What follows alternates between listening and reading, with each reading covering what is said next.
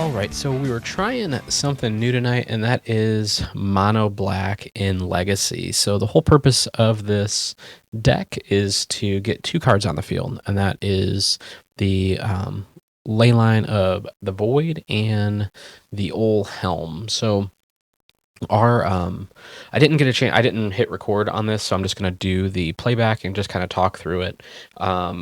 On this one, I did miss an Urza Saga trigger to create a second construct, but overall, spoiler alert, we do win the game here. So playing Urza Saga, this is against a land and mono green like big creature deck is what it ended up being. So playing the Chrome Mox here too, putting ill-gotten gains underneath. Not really a huge advantage that I see to throw my hand in the graveyard and pull stuff back as of right now. So I figured having that black mana early on was a better deal. So here's where I kind of screw up, and I didn't respond to that trigger and go grab or create another construct, but that's okay.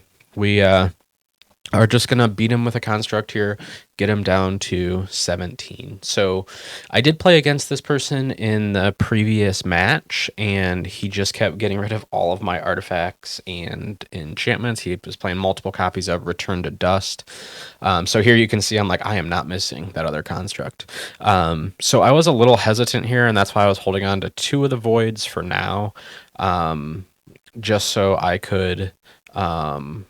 in case I did need them. But what we're doing here is responding to the trigger, actually remembering that time, going to grab Shadow Sphere, so that way I can get some trampoline damage through, and then send lethal all the way through, just beating them with construct. So in this case, in this game, I didn't even get the combo off the ground. So again, it's been a pretty fun deck. This is only the second game that I played on it.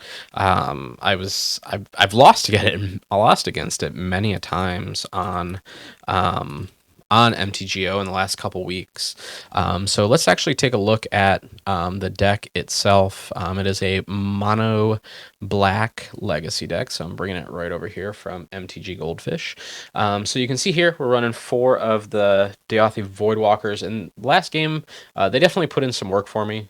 Sending 3/2 of unblockable damage was great.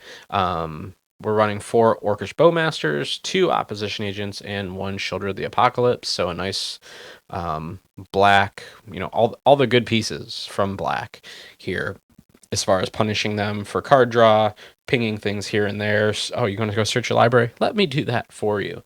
We're playing Karn the Great Creator, so that way we can grab a piece of our combo off of here or answer many different threats depending on what we are playing up against. We have Karn the Great Creator, or actually we just said that. So Dark Ritual, so giving us some extra mana, Thoughtseize, ripping stuff out of their hand. Again, what is there not to love or hate about this deck? And what's really cool is I have like 3 or 4 more pieces coming on Friday, and I'll have this all in paper. So I can't wait to go to some Friday Night Magic, some Legacy Edition, and play this in person. We have the Hymn to Turak again. Target player discards 2 cards at random from their hand. If target player doesn't have enough, they discard their whole hand.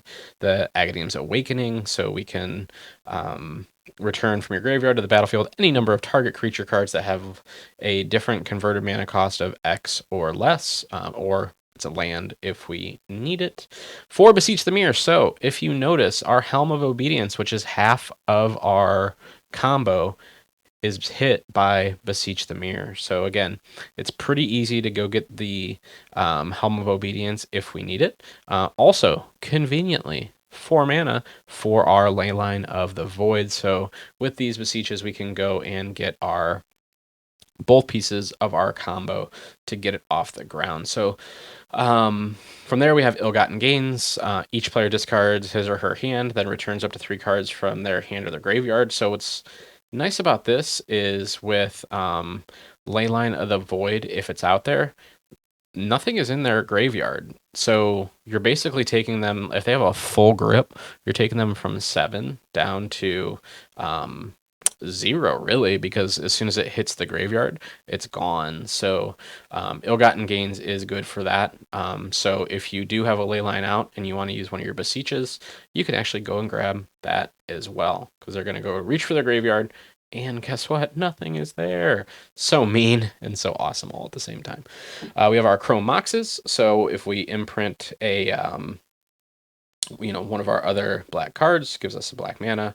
Pithing Needle, one in the main board. Shadow Spear, so Pithing Needle, basically name a card. Activated abilities of sources with the chosen name can't be activated unless they're mana abilities. Shadow Spear, which is good, searchable from Urza's Saga, so we can go and grab that to give us Trample and Lifelink. But also we have that, if you do have opponents that are doing some fun hexproof and indestructible, we can go ahead and remove that from those devices. Helm of Obedience, so this is the parts of our combo. So Helm of Obedience, basically all of that stuff says pay 1 and tap. And as long as you have Leyline of the Void, they're going to start putting stuff into their graveyard, and then it's instantly going to go to exile. So the second part of this card can't come true. So it's just going to keep looping through. So we're just going to completely mill them out with our Leyline of the Void. So good use of these two cards together. Leyline of the Void says if a card would go into the graveyard, exile it instead. And what's nice is if you have it in your opening hand, which happened to me the first game, I was super excited. It goes right on the battlefield without having to pay for it, which is really, really cool. So if you probably, I would say as early as maybe like turn 2, you could potentially get this off the ground, because depending on your opening hand and if you can use Moxes or not, but if you are putting out a say Swamp first turn, or get Leyline out first go, first turn you in your hand you have a Dark Ritual. Turn 2, you're throwing out a second Swamp.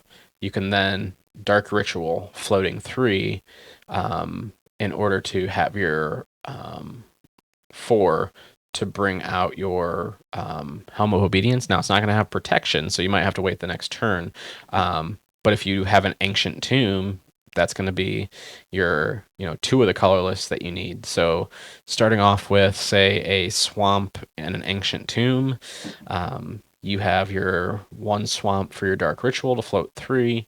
You have your Swamp or your Ancient Tomb to float your 4 to bring out Helm of Obedience, and then you'll have 1 left over to go ahead and activate it. So a God Hand could potentially win on, what did I say, like turn 2, which is pretty dope. We're running 3 Ancient Tunes. Obviously, add 2 colorless, deals 2 damage to you. Life as a resource. Snow-covered swamp. Just have some variety in there so we don't get getting those removed. This is nice, especially when you're later on in the game and you don't want to keep taking the hits from your Ancient Tomb. It'll allow you to tap it for just swamp mana. Urza's Saga, good in so many different decks. Turn 1, we're adding 1 colorless. Turn 2, we're creating a 0/0 construct. Turn 3, we're going to look for our Shadow Spear or our Moxes or our Pithing Needle, which is super nice. And remember, don't forget the trigger like I did. So you can actually tap that twice to get double the value, double the fun out of those constructs, which is pretty cool. Vault of Whispers, artifact land, taps for a swamp. So again, just to make our constructs even bigger, but also on Beseech the Mirror, like if it's later on enough, you can sacrifice an artifact, enchantment, or token as you cast this spell. So you could, if you're well enough ahead in the mana, you could get rid of this because it does say artifact on there. So in our sideboard, we're running 4 Chalice of the Void. So basically pick a number and counterspell that number. Shieldred's Edict allows us to force a opponent to sacrifice a non-token creature, a creature token, or a planeswalker. So for 2 mana, we're able to take care of any issues that are out there. This is a pretty cool card, especially when we are going up against, when we are ripping stuff out of their hand with things like, if it's early on, the ill-gotten gains, the thought seizes, stuff like that, because whenever an opponent discards a card, put a +1/+1 counter on Turret Tread Cantor. But then if it's kicked, target opponents discard 2 cards at random. So this is kind of acting as that ripping 2 cards out of their hand as it will. So we're automatically going to kind of get that that extra little bonus there. In Snarly Bridge, creatures with power greater than the number of cards in your hand can't attack. So this is so much fun, especially when you have, when you don't have a lot of cards in your hand and you're going up against those, those big beaters. Power with greater than the number of cards in your hand. Sorry, can't attack me. Get out of my house. Opposite agent, like I talked about earlier, you're kind of controlling them as they search. Plague Engineer, Death Touch, which is cool. As it enters the battlefield, choose a creature type. Creatures of the chosen type your opponents control get -1/-1. So, this can deal with a lot of our things. So, come out and say orc, and they're going to get -1/-1. If it is humans, if you have any of those small like elves, creatures like that, they're automatically going to get -1/-1. So they're going to show up on the board and then bye-bye, they're going away. Damnation, so if you are playing on that creature heavy deck, destroy all creatures. So for us, and this is also searchable by Beseech the Mirror as well, we're not really playing a lot of creatures, as you can see. Especially spread out. It's not like we're a heavy creature deck, so that's not going to hurt us as much. And then another Helm of Obedience, which is pretty cool, because again, from the Karn, we can reach into here and grab that. So again, pretty cool deck that I've been playing around with. Super excited to have it finished up this week in paper as well. So sorry I did not record as I was in fact playing, but hopefully you enjoyed this playback of mono white. Or I'm sorry, wow, I'm so used to playing mono white. Mono black, Helm, Mill, whatever you want to call it. If you know what the actual name is, let me know in the comments below. See ya!